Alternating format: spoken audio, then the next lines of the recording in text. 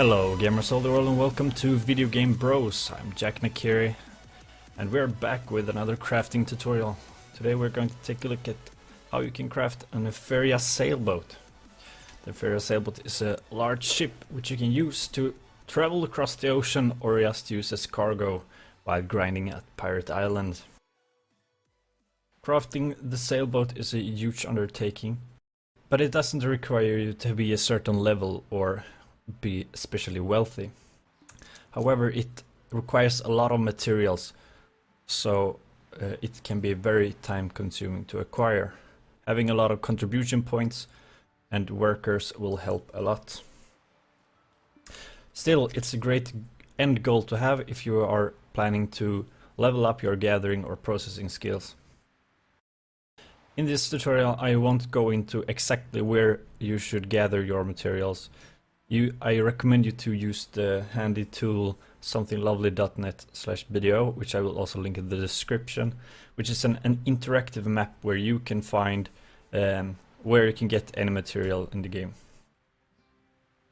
To make the Epheria Sailboat, you need the Epheria Port Shipyard, which is located in house 3-5 on the second floor. We're going to need the shipyard at level 3 to make the Epheria Sailboat. Normally I would show you where to get or how to make all the materials and then show you how to craft the boat, but in this case it's very important to start sending workers to the shipyard early because there's so many materials that needs to be processed. You can send a worker with the materials to the shipyard simply by selecting the house, hit manage crafting, and then at the top use the arrows to select the correct ship, and then select your worker and the material. You can also use workers from different cities, but remember to connect the cities using the node network, and you need to put the materials in the storage where the worker is located. The first component we need for the ship are the design Epheria Sailboat. The designs can only be acquired through quest rewards, and the easiest way to get them is to do the daily quest in Epheria Port, which is given by Filiberto Falassi, or however you want to pronounce that. You can see me run the quest in the background. It's easy, takes less than 5 minutes to do, and only requires a level 10, so you can put an elf character in Epheria and run it every day.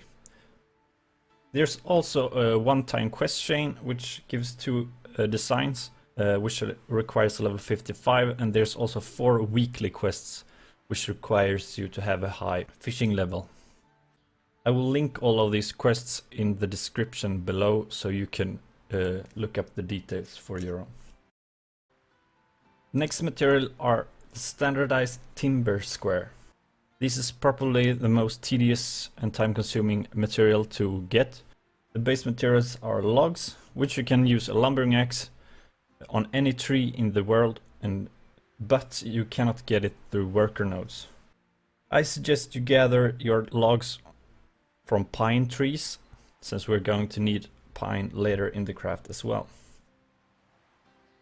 We process the logs using chopping to make usable scantling. And we further process the usable scantling again using chopping to make the standardized timber square.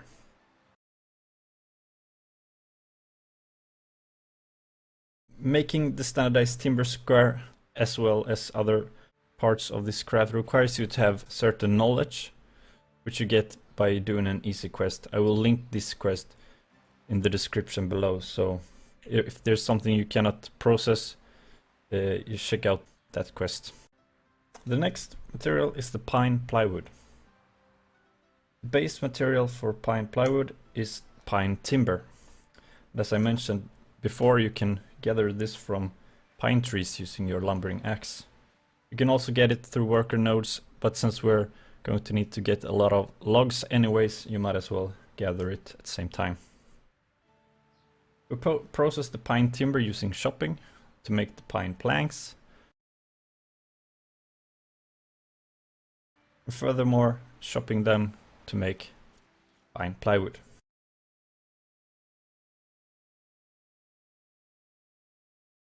Next material on the list is steel. Base material for steel is iron ore and coal. You can get iron ore and coal by using a pickaxe on various stones throughout the world, and also, and most convenient, through worker nodes.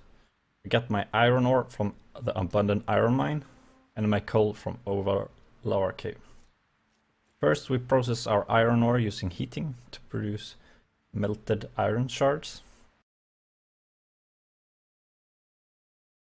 We then combine our melted iron shards together with the coal to make steel.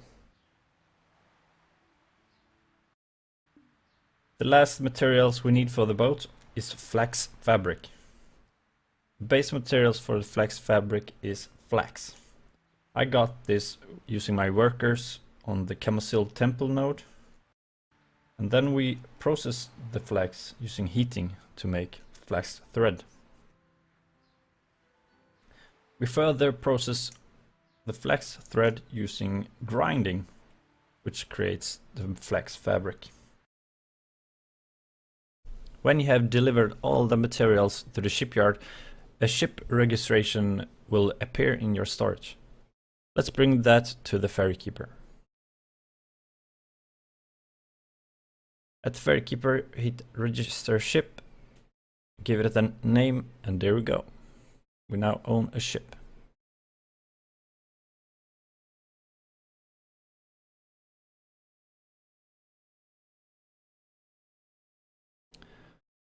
Before we take a look at the boat, let's look at the ferry keeper's shop window. Here you can find cannonballs to shoot from the cannons mounted on your ship, as well as breezy crystals. The breezy crystals are used to recover the power that is drained when you sail around in your sailboat. To get onto the ship, just interact with one of the ladders leading up from the water. On the ship we have several things we can do. So first of all we have the cannons. To fire a cannonball you need to put the cannonballs into the in the inventory of the ship first. Then you just interact with the cannon and use the instructions on screen to aim and fire your cannonballs.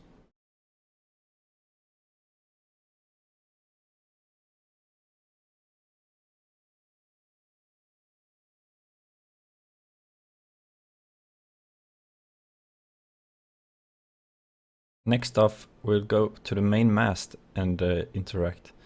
This allows us to climb up the crow's nest, which gives us a great overview of the surrounding area. You can also hit space while in the crow's nest. This will enable observe mode, which is basically a free cam mode where you can fly around with the camera and get an even better overview.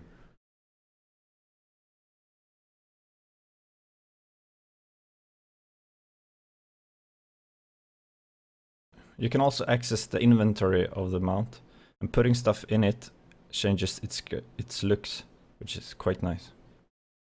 Interact with the helm and we're off in our new sailboat. That's it for this guide. I hope you enjoyed it. Leave a like, subscribe, or comment below if you have any questions. That's it from me. Bye bye.